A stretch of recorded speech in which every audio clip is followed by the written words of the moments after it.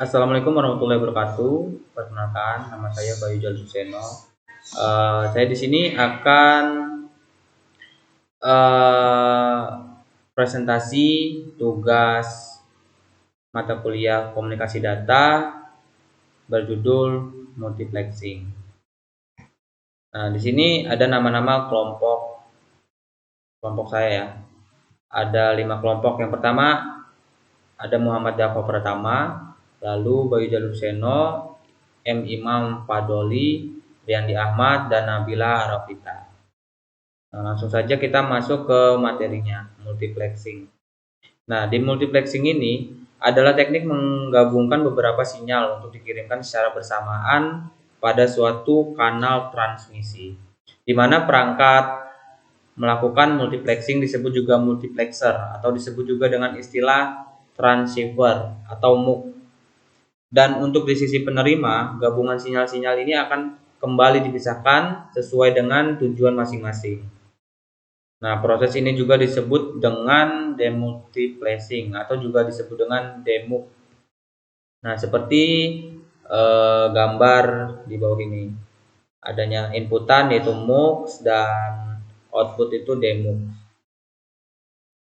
Lalu ada gambar juga frekuensi diffusion multiplexing diagram seperti ini. Ada channel 1, channel 2 dan sampai channel 6. Ada time langsung frekuensinya itu sampai 6 ya. Lalu ini gambar juga mux dan demuxnya. Ada channel 1, channel 2 dan channel 3. Ada inputan dan outputnya. Lalu ada proses VDM. Nah, di proses VDM ini ada di proses mux dan demux juga. Modulator dan demodulator. Lalu masuk ke tujuan multiplexing. Nah, multiplexing itu juga mempunyai tujuan. Itu tujuannya meningkatkan efisiensi menggunakan bandwidth atau kapasitas saluran transmisi dengan cara berbagi akses bersama. Lalu contohnya dalam dunia jaringan di multiplexing itu adanya aplikasi dari teknik multiplexing itu pada jaringan transmisi jarak jauh, baik yang menggunakan kabel maupun yang menggunakan media udara, wireless ataupun radio. Nah, sebagai contohnya itu satu helai kabel optik contohnya dari Surabaya ke Jakarta gitu. Bisa dipakai untuk menyalurkan ribuan percakapan telepon. Idenya itu adalah sebagai menggabungkan ribuan informasi percakapan atau voice yang berasal dari ribuan pelanggan telepon tanpa saling bercampur satu sama lain. Nah, jadi nggak ada suara yang masuk dari pengguna telepon lainnya. Jadi hanya fokus ke dari input dan outputnya saja yang dituju gitu. Lalu adanya jenis-jenis multiplexing. Nah, jenis-jenis multiplexing itu ada 5. Yang pertama ada time division multiplexing atau TDM. Nah, itu juga dibagi menjadi 2, adanya synchronous TDM dan asynchronous TDM. Lalu yang kedua adanya frekuensi division multiplexing VDM. Ketiga, kode division multiplexing. Keempat, wave-like division multiplexing WDM. Dan yang terakhir adanya optical code division multiplexing ODM. Lalu lanjut aja ke jenis-jenisnya. Yang pertama adanya time division multiplexing atau TDM. Nah, secara umum TDM ini menerapkan prinsip penggiliran waktu pemakaian saluran transmisi dengan mengalokasikan satu slot waktu atau time slot bagi setiap pemakai saluran atau user. Nah, TDM itu juga disebut dengan terminal atau channel pemakaian bersama-sama kabel yang cepat dengan setiap channel membutuhkan waktu tertentu secara bergiliran. Nah, biasanya waktu tersebut cukup digunakan untuk menghantarkan satu bit dan kadang-kadang juga dipanggil bit interleaving dari setiap channel secara bergiliran atau cukup untuk menghantarkan satu karakter saja.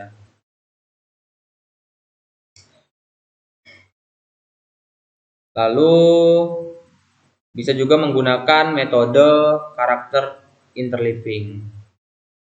Nah, multiplexer akan mengambilkan satu karakter atau jajaran bitnya dari setiap channel secara bergiliran dan meletakkan pada kabel yang dipakai bersama-sama sehingga sampai ke ujung multiplexer untuk dipisahkan kembali melalui port masing-masing.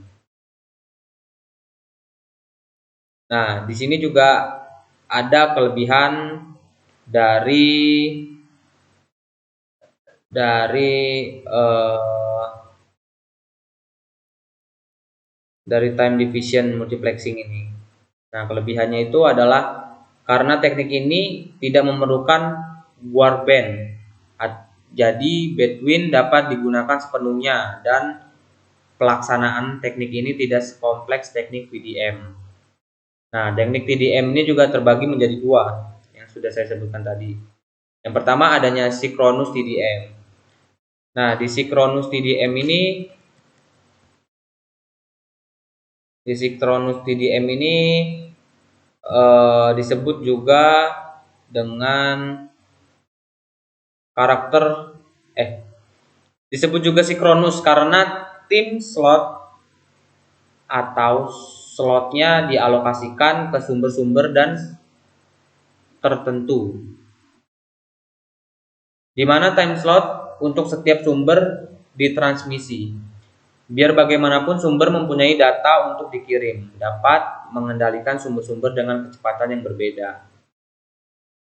Hubungan antara sisi pengirim dan sisi penerima dalam komunikasi data yang menerapkan teknik seperti gambar di bawah ini, adanya multiplexer dan demultiplexer. Nah, seperti gambar di bawah ini. Lalu yang kedua adanya asynchronous TDM. Asynchronous TDM. Nah, synchronous TDM ini untuk mengoptimalkannya menggunakan saluran dengan cara menghindari adanya slot waktu yang kosong akibat tidak adanya data. Nah, maka pada asynchronous TDM ini proses sampling hanya dilakukan untuk input line yang aktif saja. Nah, frekuensi dari hal tersebut adalah perlunya menambahkan informasi kepemilikan data pada setiap slot waktu berupa identitas pengguna atau identitas input line yang bersangkutan.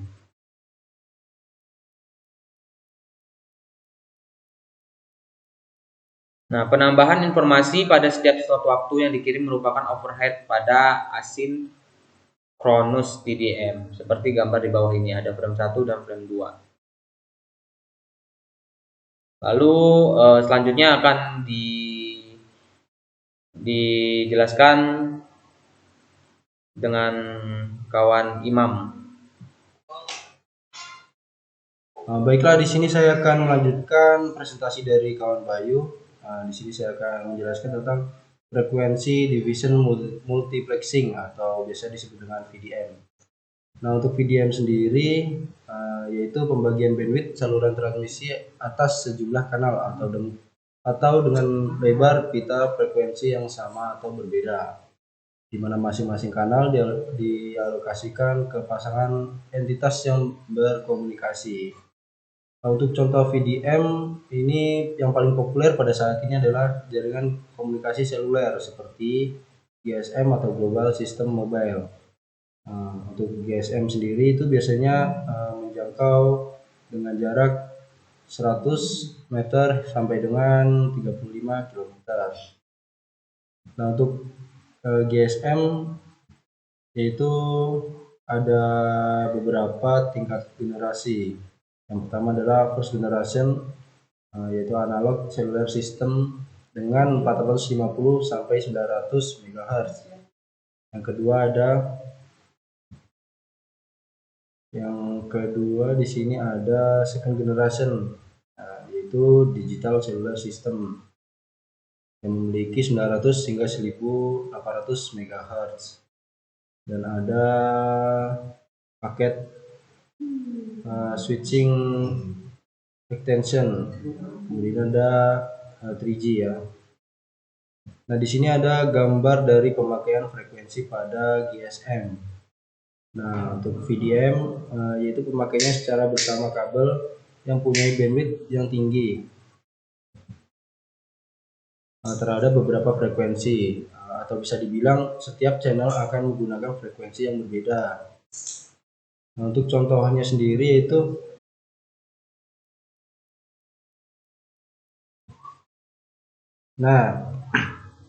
Untuk contoh dari PDM itu kita bisa lihat di sini ada multiplexer, dapat dilihat pada kabel cetak TV di mana beberapa channel terdapat beberapa channel dan kita hanya perlu tuner atau mengatur channel untuk gelombang yang kita kehendaki. Untuk kelemahan modem yaitu disatukan dengan multiplexer adalah sulitnya mengupgrade ke komponen yang lebih maju dengan mempunyai kecepatan yang lebih tinggi, seperti permodulatan modem yang begitu cepat meningkat.